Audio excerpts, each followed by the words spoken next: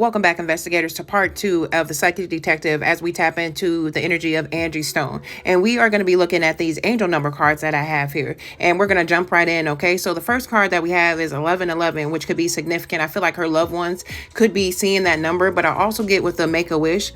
I get that there is somebody that has a birthday, or there's a birthday that's coming up, and she wants to wish somebody a happy birthday. I'm not sure who it is, okay?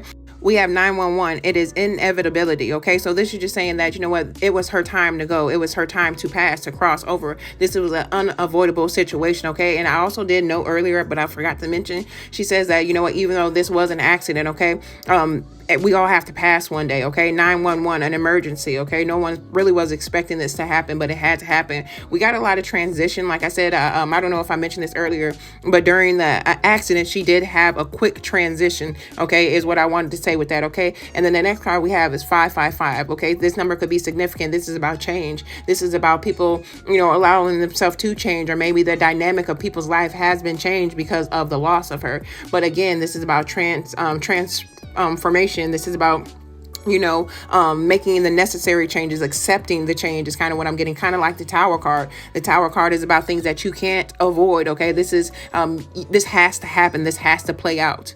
Now it's time to get into the nitty gritty. This is time to get in the psychic detective portion of this. So the first card that we have to come out, and I asked, what does she want us to know about this case? And fire sign came out. And this is just confirmation that her energy is coming through. Because like I mentioned, she is a fire sign. So she's definitely coming through. And I do feel like her flame, you know, was dimmed, or it was put out is kind of what I'm getting. But I also feel, and I got that, you know, what energy can't be created nor destroyed. She is going to transform. She's going to transform her energy. Okay. She's going to change. She may reincarnate. She may not. Okay. She may become a spirit guide is kind of what I'm getting as well.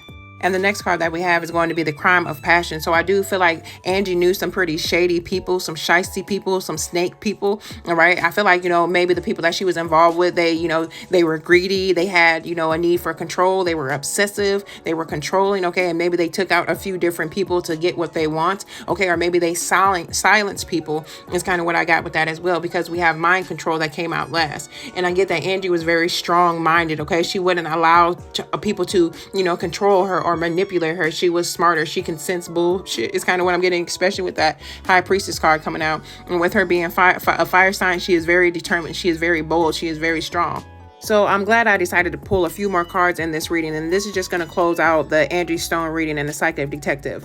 But what I got is spouse and partner. And earlier when I was doing her reading, I wrote down and I forgot to mention that she misses her husband and her husband misses her. Okay. And the next card that we have is affair. Okay. So this is a love affair. I feel like their bond is even stronger in the afterlife, or it's never going to die. Okay. They're always going to be soulmates. They're always going to have that connection. Right. And she'll see him next to lifetime is kind of what I'm getting with that as well. So I have the child card that came out. So you guys remember how throughout this whole reading I kept on mentioning the husband, the son, the children, okay, or people that, you know, she felt that were her children, okay, or she took care of, or whatever the case may be, okay. So she wants to send a last shout out, you know, not a last shout out because this isn't goodbye, okay, this is see you later. So she just wants to say that she misses her husband and her children dearly, right, and she will be around and they will hear her, they will see her, they will have dreams about her.